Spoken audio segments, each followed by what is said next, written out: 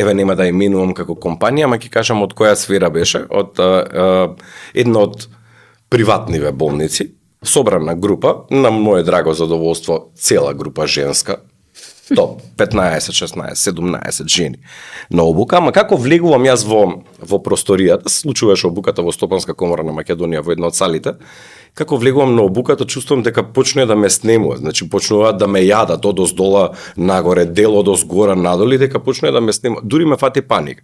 Значи начинот на кој што ме гледаат, начинот на кој што ми се мрштат, начинот на кој што не ми се смеат и ред такви работи. И ја кажам добар ден, они уште повеќе почнуваат да ме јадат.